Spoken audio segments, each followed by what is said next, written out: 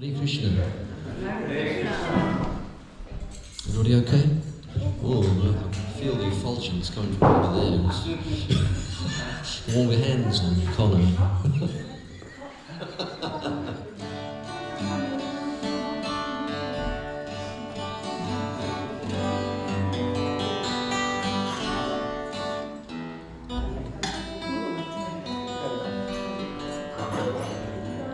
Good evening, everybody. Nice to see you. Hope everybody's okay.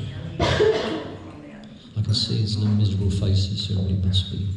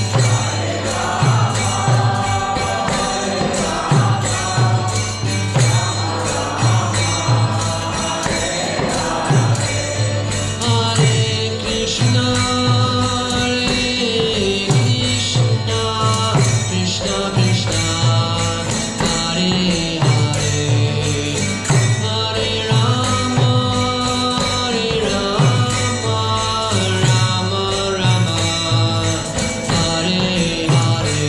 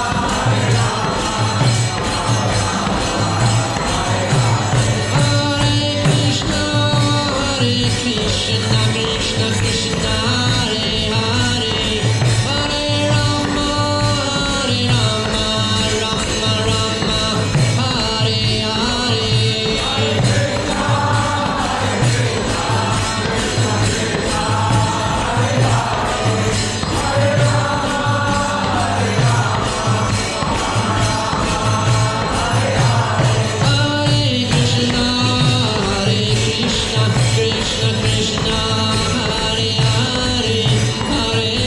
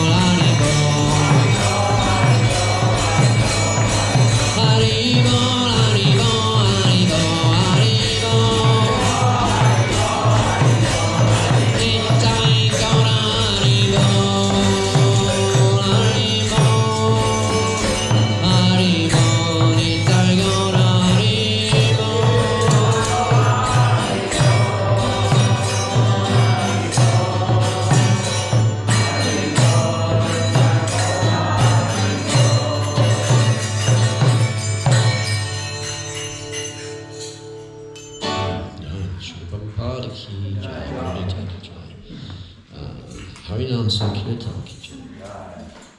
Glories to the assembled devotees. Krishna. Thank you very much.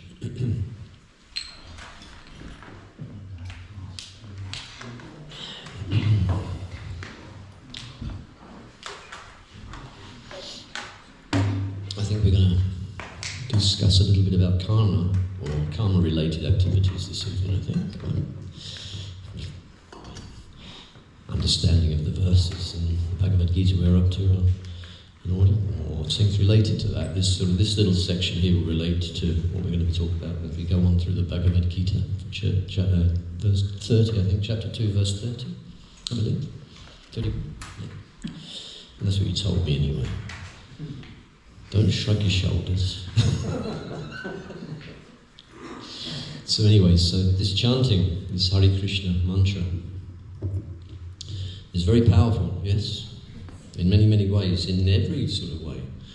And one of the effects of chanting is that, that you've all probably read this book, yes? Good. There's a little section here about liberation from karma. Liberation from karma. So everybody knows what karma is, right? Yeah? It's a law. It's a law within the material energy, yes? And you can't escape it. You can't escape the law, no? Like gravity. Yeah? Yes? It's a law. It's within the structure of the material energy, within the structure of Prakriti and all of the rest of it. It's inherent within it. For every action, there is a reaction. Yes? For every action we perform, there is a reaction. That's the nature of the material world, the material energy in the place we live on this planet or in this material universe. But there is an escape from this law. We can liberate ourselves from this law. So it's very important, especially for devotees, for us to understand this, because there are many aspects of what we're going to read and hear from the Bhagavad Gita in a while that seem to have might be a bit of a red flag when it comes to this understanding. Because we're all, when you become a devotee, I think every devotee I know, or people I know who are aspiring devotees, have one thing in common: we're very compassionate, and they care about other living beings, right? Nobody likes to harm other living beings, at least in my experience. Most people I meet are like that. So, yes? So if we're harming another thing, we're going to get that harm done to us, right, in a material sense. Yes, that's karma. Yeah? So we don't like to do that, right? But we can liberate from it, because we live in a planet and a place where this is inevitable. We can't avoid this happening. Yeah? It's the nature of the planet we live on, one of these middle planetary systems that we inhabit.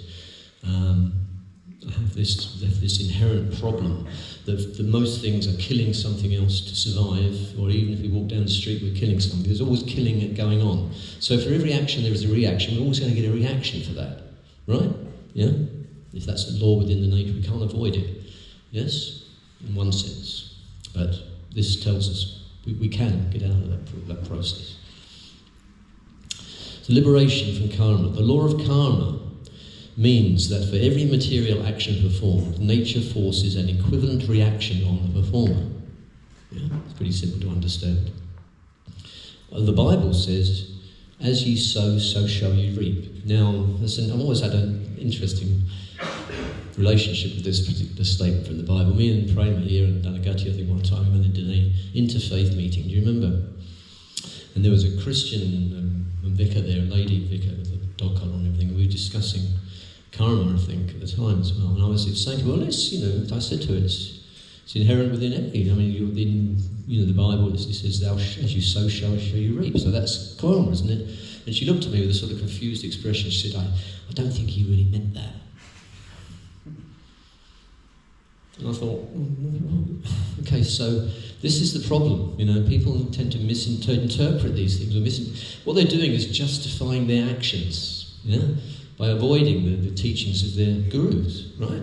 Yeah, so they're avoiding the fact that there is going to be karma for every action. There is actually, as you sow, so shall you reap. It's pretty self-explanatory to me, but to her, and she was a vicar. She was teaching people, and she was saying, I don't think he really meant that. And I thought, well, you don't even take any notice of your own scriptures.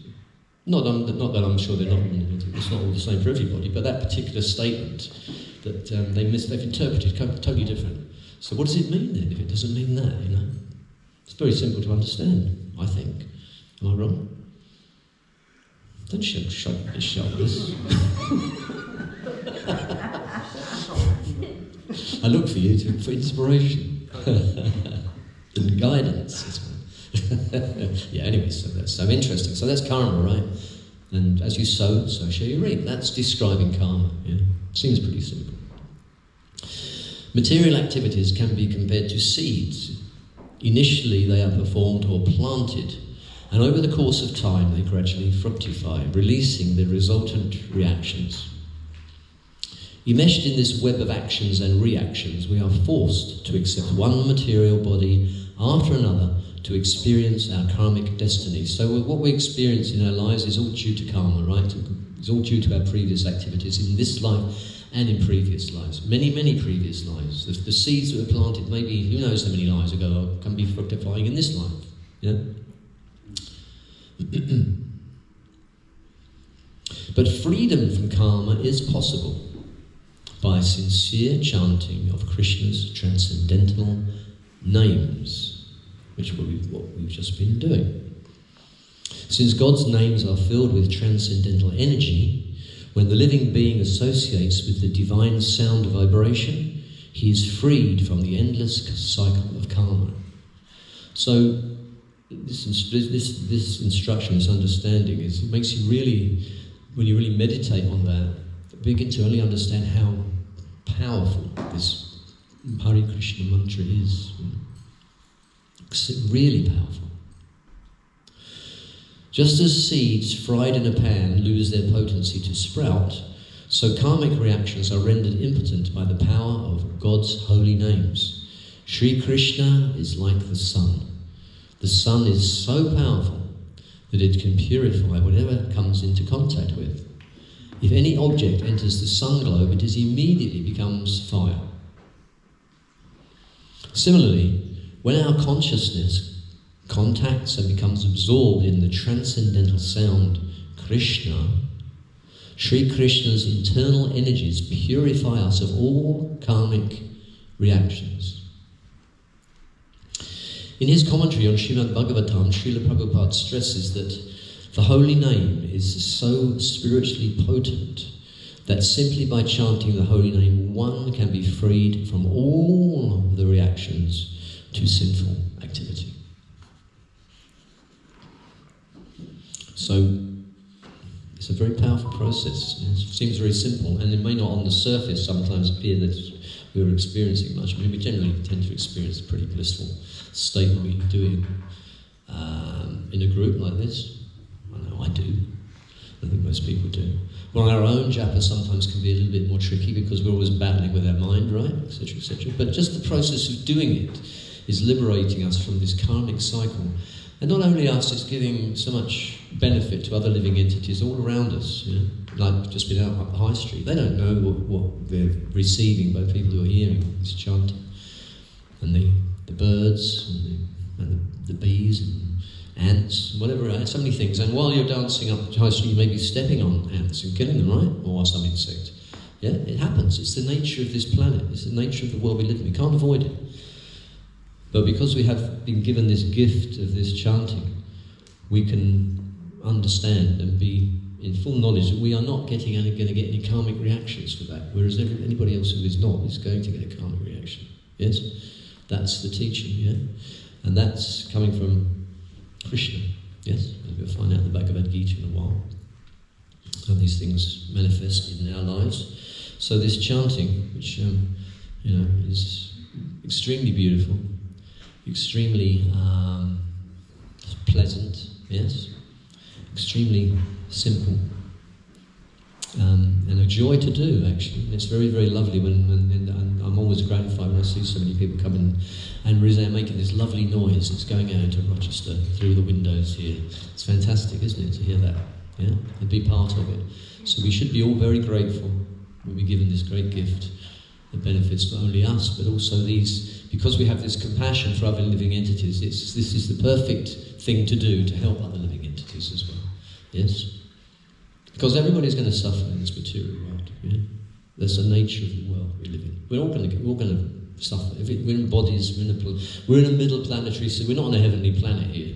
We're in one of the lower middle planets, so we can't expect that life is going to be bliss, because it's not. But we can make our lives as blissful as possible. Like Prabhupada used to say, we have to make the best of a bad bargain, and this will make us get the best out of our lives and to help others as well. So, just one point, which will probably become clear when it relates to what we're going to be talking about from the Bhagavad Gita a little later. So, keep on chanting. Don't let your mind tell you there's anything more important, right? Yeah. We're always discussing that, aren't we? Yeah. Because it will try to.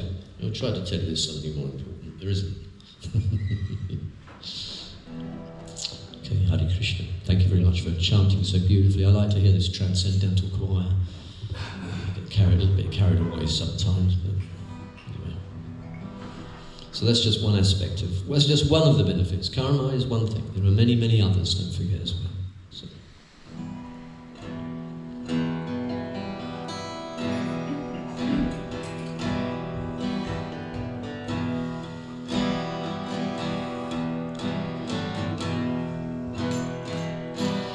Jaya Radha Madhava Kunja Vihari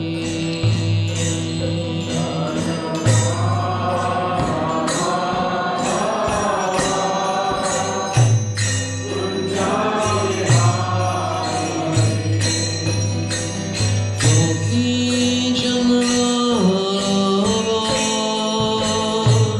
Girivaradhari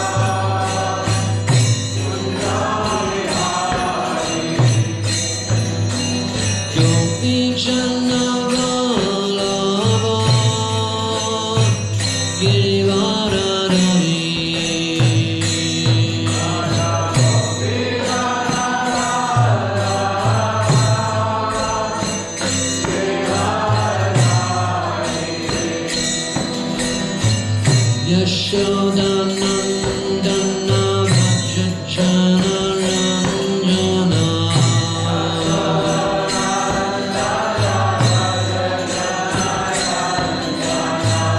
Yamuna Tira Vajjani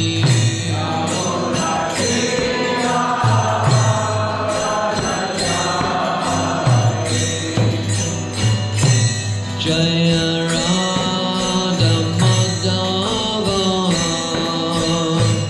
Kunja Bihari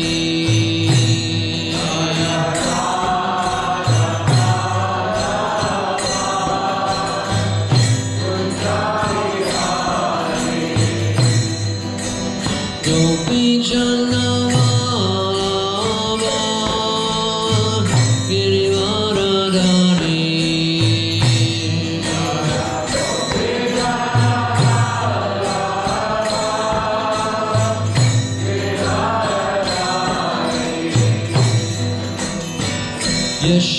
Yashodanandana Rajajana Ranjana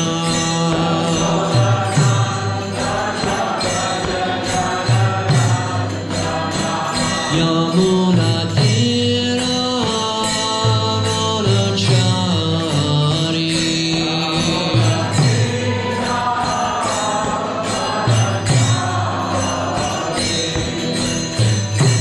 Jaya Radha Madhava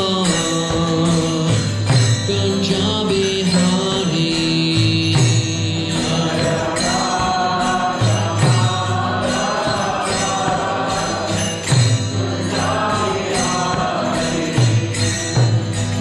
Gopi Jana Vallabha Girivaradhari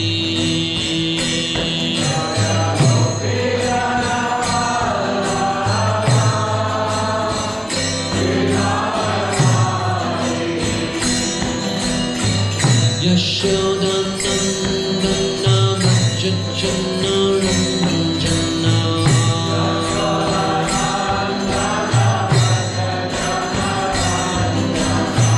Yamuna Tira Vanachari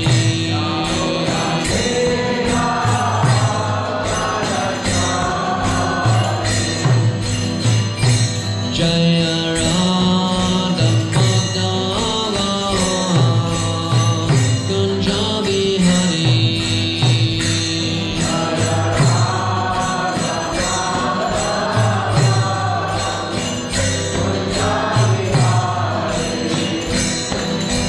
Gopi Jana Vallabha Girivaradhari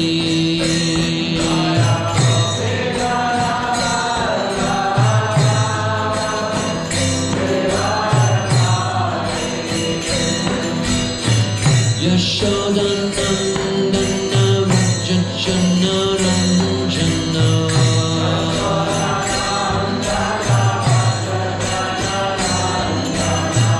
Yamuna Tira Vanachari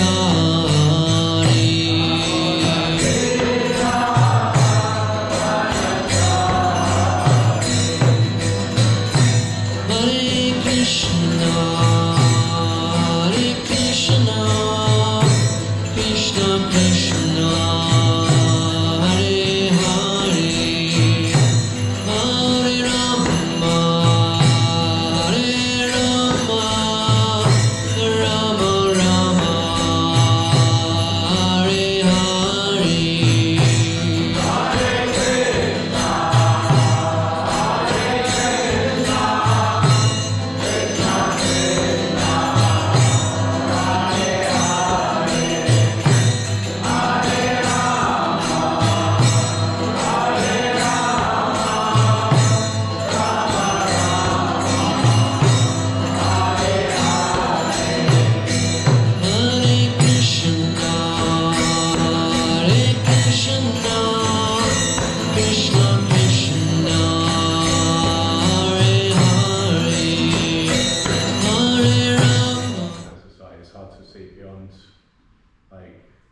okay, that as you're saying, like that animal goes on to be evolved onto another thing, and also like our frame of reference is only exploitation of animals, and like this Vedic society that's being described here is not something that's done to date because everyone's so fallen.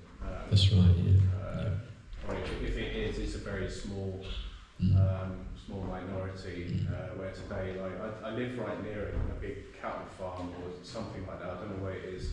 I don't think it's a slaughterhouse, but anyway, like I'm constantly seeing lorries, thousands and thousands of animals just going through this processing centre, and there's no benefit for them other than maybe they're burning off some carbon.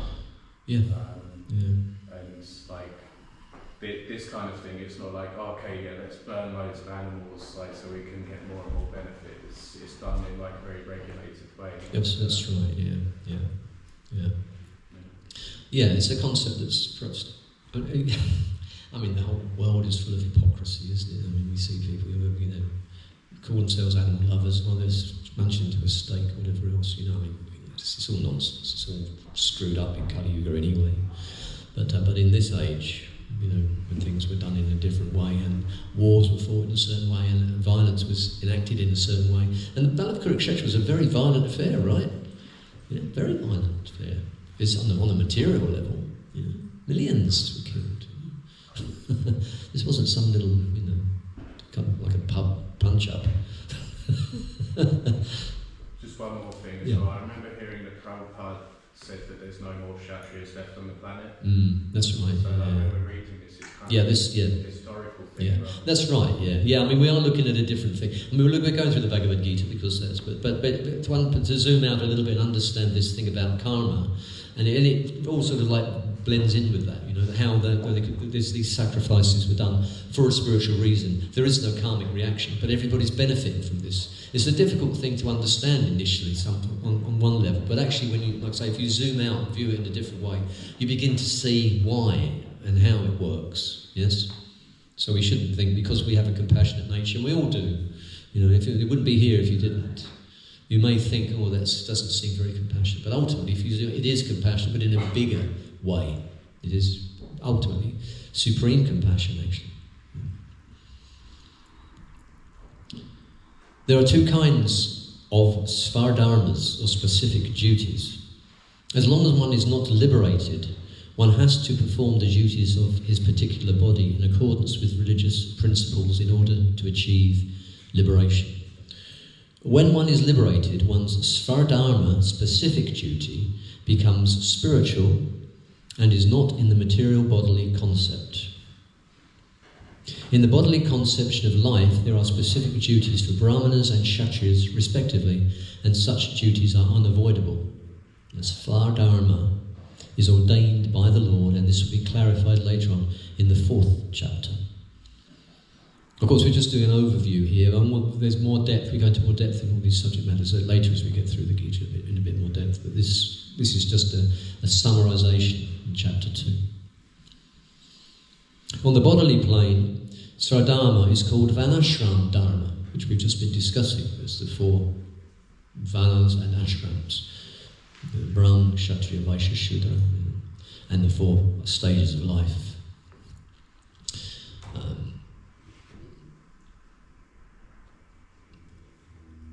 Our man's stepping stone for spiritual understanding. Very important, actually. It's a very wonderful system, and Prabhupada really wanted to see it brought into society, but we don't focus on that so much, it seems, unfortunately. It's difficult to. There's a lot of resistance to actually change society. It's not easy. But it is a perfect system, actually, when you look into it, really, really study it. Human civilization begins from the stage of vanashram dharma. And that's a very important thing to understand, human civilization. Yeah. I think like when Gandhi was asked about what he thought of Western civilization, he said, what civilization is that? It's not civilized. It's uncivilized, completely uncivilized. And that's so human civilization begins from the stage of vanashram dharma, or specific duties in terms of the specific modes of nature of the body obtained. Discharging one's specific duty in any field of action in accordance with the orders of higher authorities serves to elevate one to a higher status of life. But of course we have to understand what that higher authority is. That's the whole point. The problem with society in general in the West, anyway, is that the higher authority we are thinking is a higher authority are just rascals. Yes? And we've only got to look around us or watch the news or see how that manifests in the world, right? Yeah? We're being ruled by stupid rascals and dimwits. Whenever I look at the television, I think, okay, let's see what the dimwits are up to today.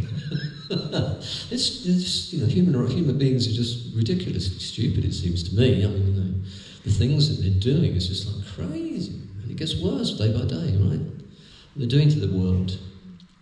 So, because they're not in the position to do that, as we've just been discussing. Everybody's Shudra, or less, some people, but even Shudra is a human situation, right? And yet most human beings are acting lower than animals. So they're not even acting on the human level yet. So, and that we can understand when we look around and see what we think. So what do you think, Prem? Any thoughts? I agree. You agree? Yes, okay. So, still have any red flags, Sandra? Are you making any more faces at me?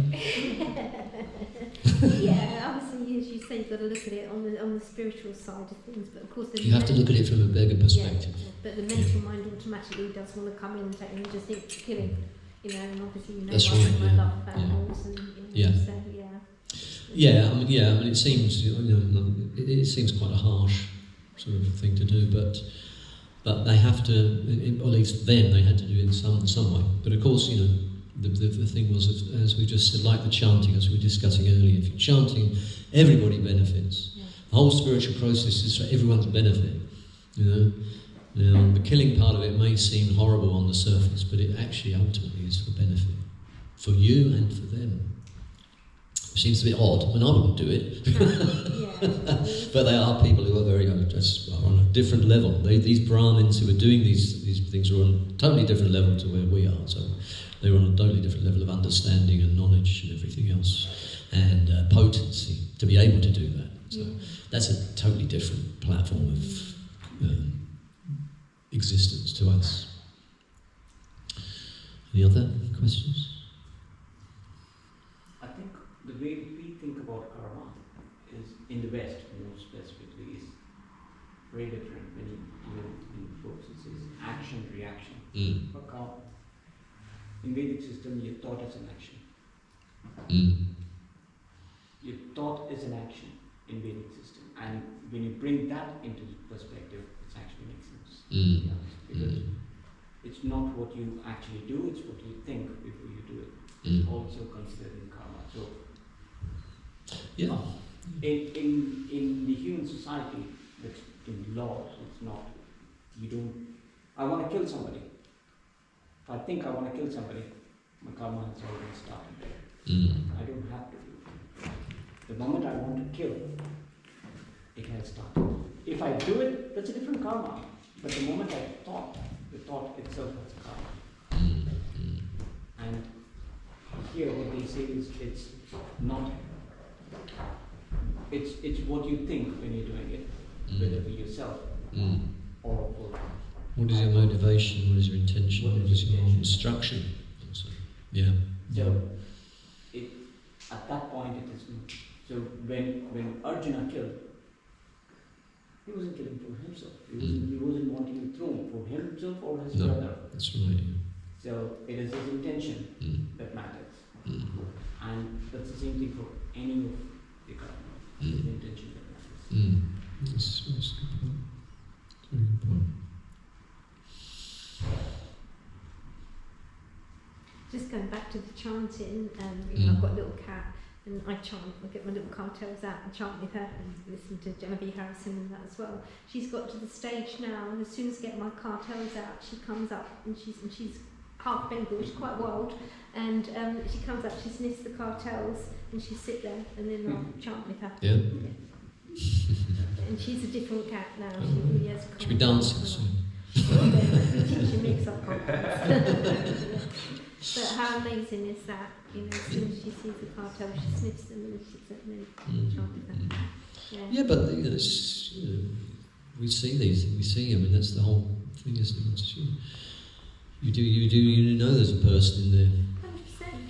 100%. Yeah. And she's my they family respond. member. She's not a cat. She's my family member. Yeah, Definitely. that's right. Yeah. And she has, and through the chanting, I say she's because through genetics sort of got her. And she was pretty, she's half Bengal and she was pretty feisty. She shredded my curtains and so. She's Bengal? She's half Well, Bengal, yeah. Associated Lord Chaitanya. Yeah, but she really, the chanting has calmed her down a lot. It really has, you know, and she just, they always play. So you see, I mean, even on that level, that's a really nice, for me, that's a really nice example because, I mean, even from a cat, you're learning something, right? 100%. It's like this relationship between a cat and yourself can be a learning. You can learn from the, you know, because there's a person in there, right? No matter what, you know, whatever the action they may be performing, it's teaching you something, right? Yeah, it's an incredible thing, really. She really is my teacher and my boss.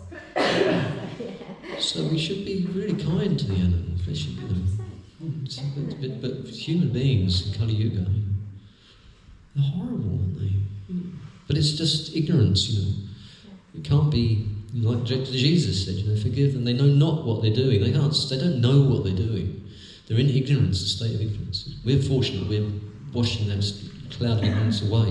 We can see the reality of this, and that happens through chanting. So, never stop. Eh? Never stop chanting.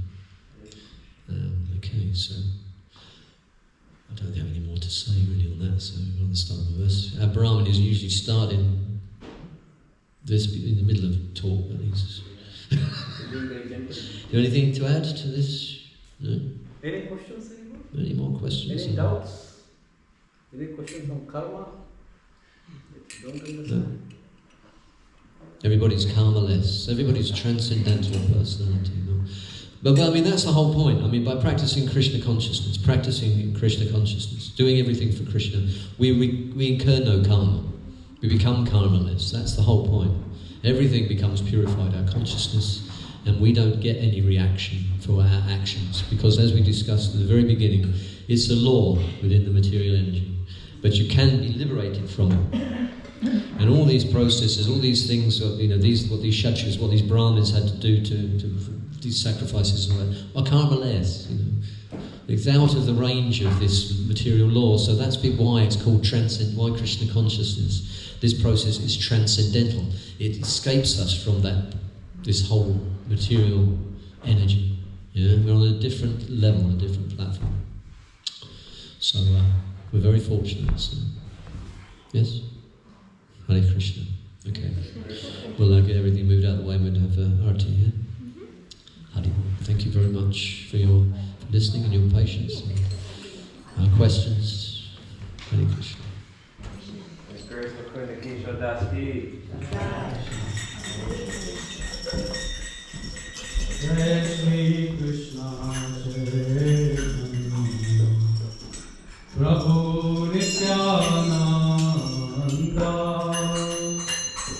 Shri Advaita Gadadhar Srivasadi Gaura Bhakta Vrinda Krishna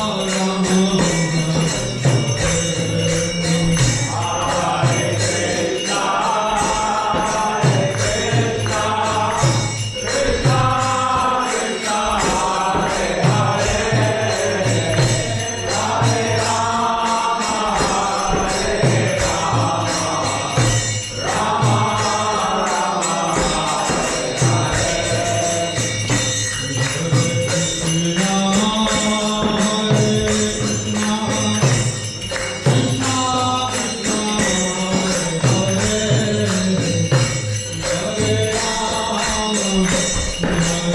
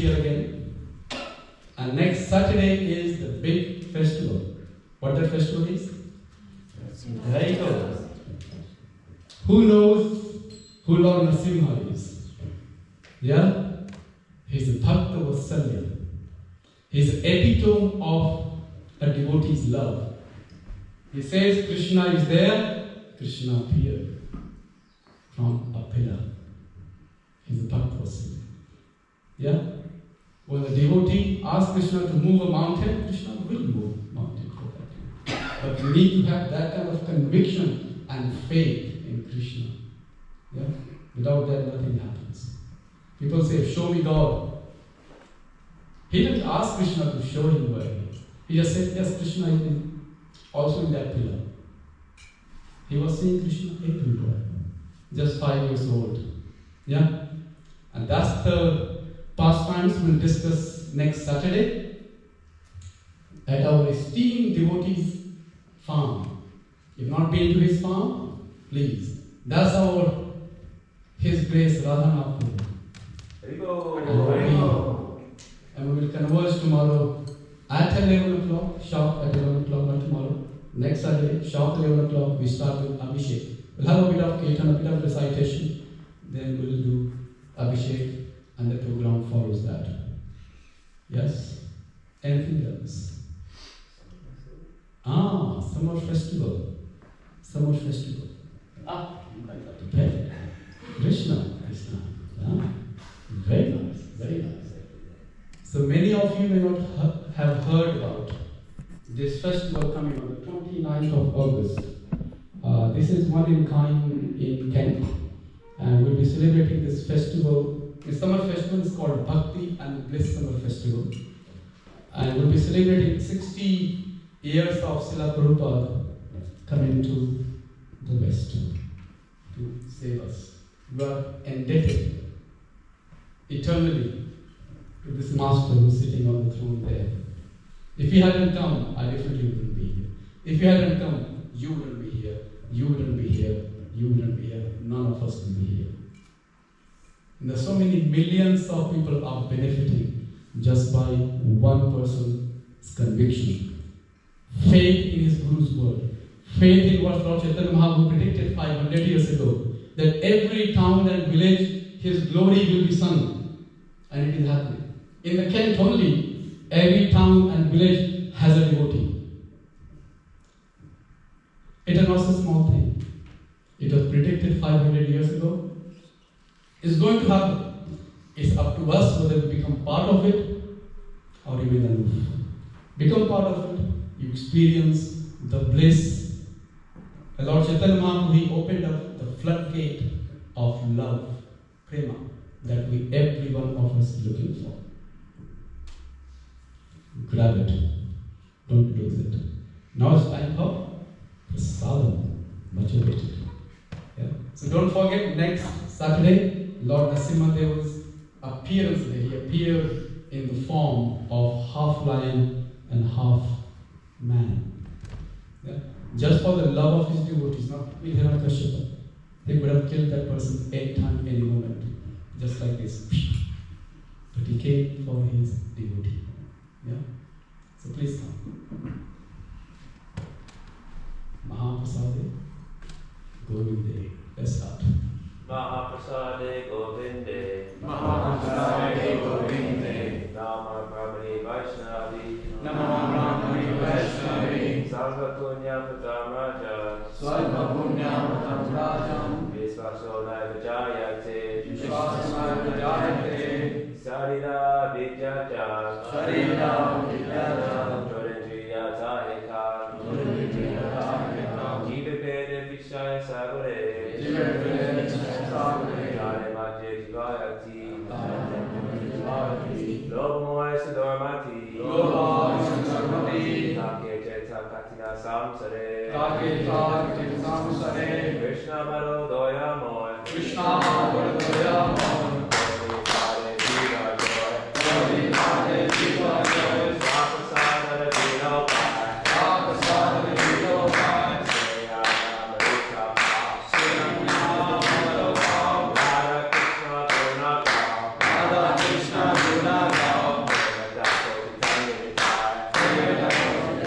Jai Jai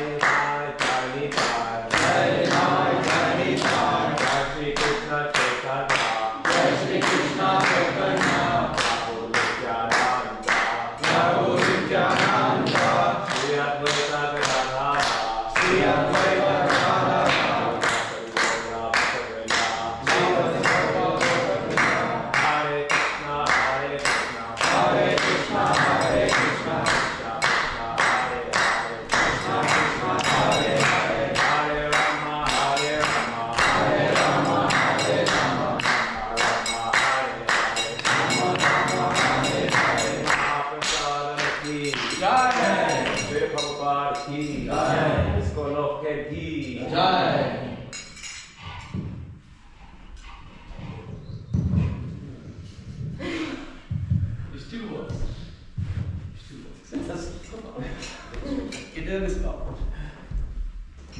Hare Krishna. It's time for prasadam. Please all come and have a nice Krishna prasadam.